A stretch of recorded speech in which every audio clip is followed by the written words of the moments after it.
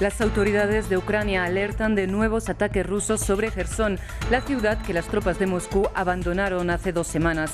El ejército ruso mantiene la ofensiva contra la red energética de Ucrania y gran parte del territorio no dispone de suministros básicos. Pedro Castillo nombra a Betsy Chávez como primera ministra de Perú, tras la renuncia de Aníbal Torres. Algunos congresistas cuestionan el nombramiento porque es investigada por la Fiscalía por delitos de corrupción. En pleno Mundial de Qatar, el mundo recuerda al astro del fútbol Diego Armando Maradona. El futbolista murió el 25 de noviembre de 2020, una figura comprometida con el antiimperialismo y la justicia social, pero acusado de violencia machista y abuso de menores. Buenas tardes, bienvenidos a las noticias de France 24 en español. Soy Rosa Pérez Masdeu y es para mí un gusto acompañarles. Empezamos esta edición con información relativa a la guerra en Ucrania. Rusia mantiene y eleva su ofensiva contra la red energética ucraniana. Como consecuencia, gran parte del territorio permanece sin acceso a suministros básicos. Por otro lado, un nuevo ataque sacude Jersón. Recordemos que el ejército de Moscú abandonó la ciudad el pasado 9 de noviembre y que desde entonces ha sido recuperada por las fuerzas de Kiev. Sin embargo, las tropas rusas permanecen a escasos kilómetros de la urbe, justo del otro lado del río Dnieper, y desde esa posición continúan atacando la ciudad. Nuestra enviada especial Catalina Gómez Ángel nos reporta desde Jersón.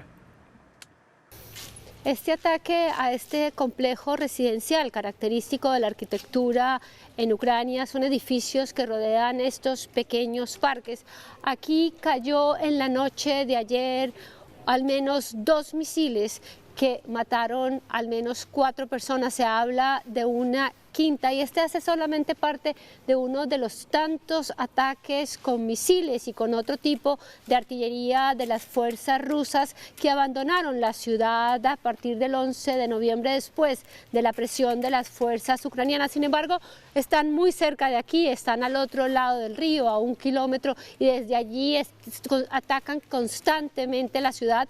Cada vez más en los últimos días, en el día de hoy ha sido constante y hoy también volvieron a atacar, no muy lejos de donde nos encontramos, en una plazoleta que es muy céntrica de la ciudad. Por allí entran todos los carros que vienen de ciudades como Mykolaiv y también está cerca a supermercados y viviendas de residencias de civiles. Allí cayeron 2 misiles que mataron otras 2 personas y esto ha llevado a que aumente el temor en la ciudad. Muchas más personas decidan abandonarlas en las últimas horas porque temen que estos ataques no solamente continuarán, sino que se pueden hacer mayores en los próximos días. Vamos al Líbano porque los ciudadanos intentan hacer justicia por su cuenta para reclamar su dinero retenido en los bancos desde hace 3 años, mientras crece la ira en las calles por la inacción de la clase política para establecer un plan de recuperación financiera. Ahora muchos buscan alternativas en las criptomonedas ante el bloqueo de las cuentas bancarias. Etel Bonet nos cuenta más. Escenas como esta se repiten habitualmente en los bancos libaneses ante la desesperación de los depositantes de no poder disponer de sus ahorros. El 4 de octubre, la diputada Cynthia Zarazir tuvo que recurrir a la fuerza para retirar su dinero retenido necesario para pagar un tratamiento médico. Se encerró con su cómplice, la abogada Dina Buzur, en la oficina bancaria hasta que obtuvo la suma para los gastos médicos. No nos dejan otra opción. No me arrepiento de lo que hicimos. Fue un acto de humanidad. Cynthia padece una enfermedad crónica y por fin ha sido operada y se está recuperando. Mientras la situación no cambie, seguirá habiendo más allanamientos. El bufete de abogados de Rafik Raizi defiende los derechos legales de los depositantes y ahorradores libaneses. Nuestros ahorros están atrapados desde hace 3 años en los bancos. No hay una visión o estrategia para la recuperación económica del Líbano. Es una reacción natural. La gente quiere su dinero. Los libaneses no ven mejoría en la situación económica. Ahora que el Parlamento libanés intenta pasar una controvertida ley de control de capitales, la ira de los depositantes crece en las calles. Richard Faraón tenía la mayor productora de eventos en el Líbano. No vamos a dejar que la ley de control de capitales sea aprobada. Nuestros gobernantes quieren acabar con nosotros, matar la economía, destruir el país. El corralito impuesto por los bancos, que limita el retiro de efectivo a $100 semanales, sumado al cierre indefinido de las sucursales bancarias tras la ola de asaltos, ha llevado a cada vez más libaneses a recurrir a la criptomoneda para poder pagar sus compras y recibir remesas extranjeras. Nosotros damos una alternativa confiable a la gente corriente para que puedan disponer de recursos a través de nuestros servicios de criptocarteras digitales. Somos, después de Turquía, el país de Oriente Medio con más transacciones de criptomoneda. El país está sumido en la peor crisis financiera de su historia. Sin mejores perspectivas para el futuro y sin gobierno, el Líbano no podrá recibir los tan necesitados 3.000 millones de dólares de ayuda del Fondo Monetario Internacional para el rescate financiero y los ciudadanos seguirán sin poder acceder a sus ahorros. En otras noticias, la justicia francesa amplió la investigación existente por presunto fraude fiscal contra la consultoría estadounidense McKinsey. Según reportes del diario Le Parisien, la Fiscalía Nacional Financiera abrió una pesquisa por supuesto favoritismo y presunto financiamiento ilegal de la campaña presidencial de Emmanuel Macron en 2017. La Fiscalía confirmó que la investigación se amplió para estudiar ahora el rol de la consultoría también en la campaña de 2022. Dos investigaciones en marcha con repercusiones potencialmente dañinas para el presidente francés. La Fiscalía de París anunció que había iniciado investigaciones sobre el uso y contratación de consultoras de gestión durante la campaña presidencial de 2017, al igual que la de 2022. Aunque no se menciona por su nombre, se cree que Emmanuel Macron y sus vínculos con la empresa estadounidense McKinsey son uno de los focos de las pesquisas. Los vínculos de la empresa con el presidente han sido criticados desde hace tiempo. Las investigaciones se centrarán en las acusaciones de posible falsificación de la contabilidad de la campaña electoral y de infravaloración de sus gastos, así como de posible favoritismo.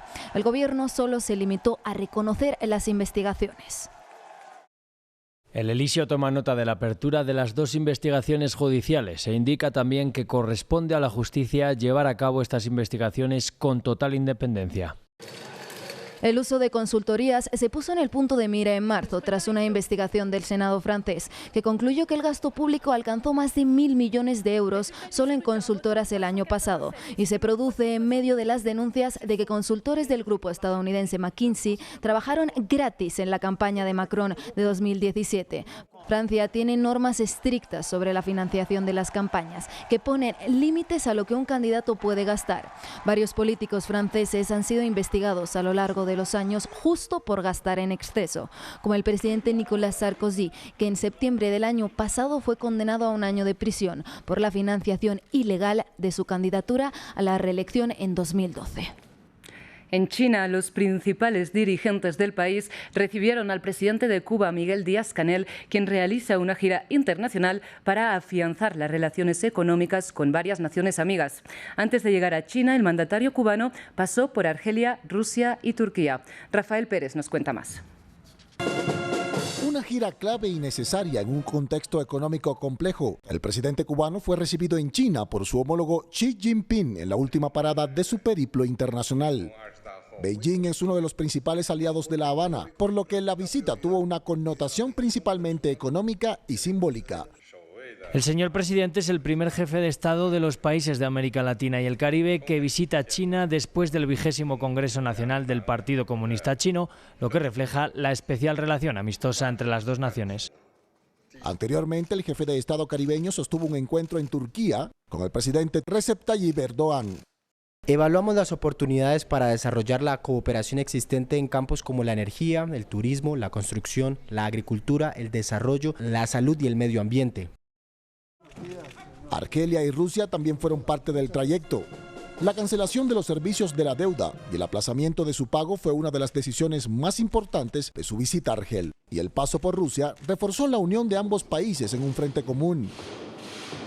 La hacemos en un momento en que ambos países, ambas naciones, tanto Rusia como Cuba, están sometidas a sanciones injustas, arbitrarias, que proceden y tienen su origen en el mismo enemigo, el imperio yanqui, que ha manipulado también a una parte importante del mundo.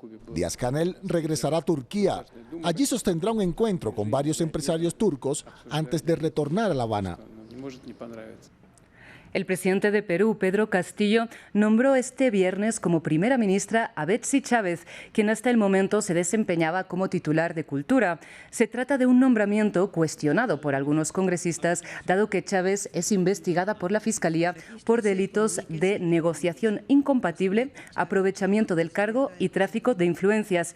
Chávez se convierte en la quinta presidenta del Consejo de Ministros desde que Castillo asumió el poder en julio de 2021. Eso tras la renuncia presentada por Torres ante la decisión de la mesa directiva del Congreso de rechazar el planteamiento de un voto de confianza que él hizo la semana pasada.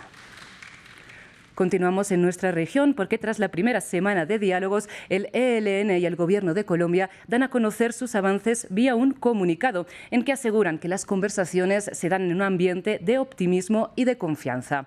En un primer punto, las partes acordaron ratificar la presencia como garantes de Venezuela, Cuba, Noruega, la ONU y la Iglesia Católica. Además, invitaron a participar a México, Chile y Brasil y buscan la disposición de Estados Unidos. Por otro lado, Gobierno y ELN acuerdan retomar el punto de medidas de alivio humanitario y finalmente crean un equipo de comunicación conjunta para anunciar los avances del diálogo. Y hoy, 25 de noviembre, se conmemora el Día de la Eliminación de la Violencia contra las Mujeres y las Niñas. Según la Organización Mundial de la Salud, aproximadamente 1 de cada 3 mujeres en todo el mundo sufre violencia física y o sexual. Sin embargo, más allá de la violencia física, las redes sociales han abierto un nuevo espacio que también es escenario de violencia de género, sobre todo psicológica.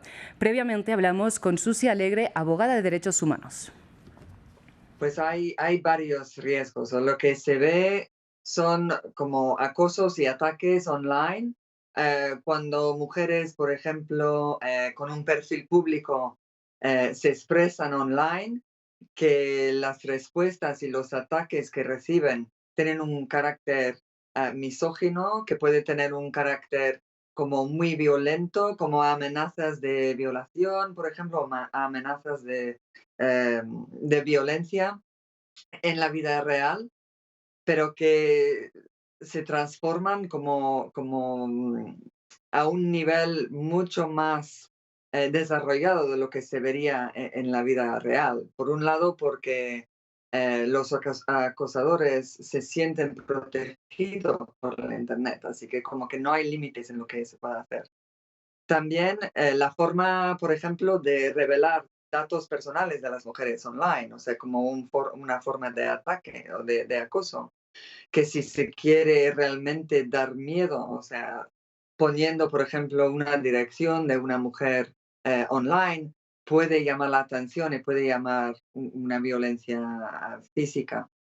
También para las niñas, o sea, las niñas y también mujeres, el problema de pornografía de venganza, por ejemplo, o sea, la posibilidad de compartir fotos íntimas a todo el mundo, ¿no? O sea, y la posibilidad también de crear deepfakes, o sea, de crear fotos que parecen ser de una mujer, pero que no lo son realmente, y esas imágenes de forma pornográfica. Y creo que realmente el problema fundamental es esa posibilidad de compartir por todo el mundo, o sea, y la inhabilidad, o sea, de parar la forma en que esas imágenes o que esos acosos se transforman en algo mundial. Y cerramos en Qatar, donde excompañeros de Diego Armando Maradona le rindieron homenaje en el día en que se cumplen 2 años de su muerte. Considerado uno de los mejores futbolistas de la historia, Maradona murió a los 60 años el 25 de noviembre de 2020 y a esta hora continúa abierto el caso contra 8 personas de su equipo médico por posible negligencia. El astro del fútbol fue una figura estrechamente vinculada al socialismo y al antiimperialismo de Estados Unidos. Sin embargo, también fue acusado de violencia machista y abuso de menores. 2 años después de su muerte, el mito de Maradona vive en la memoria de los aficionados del fútbol. Así lo recordó el presidente de la Conmebol. Él ya es inmortal y él no podía faltar en este mundial.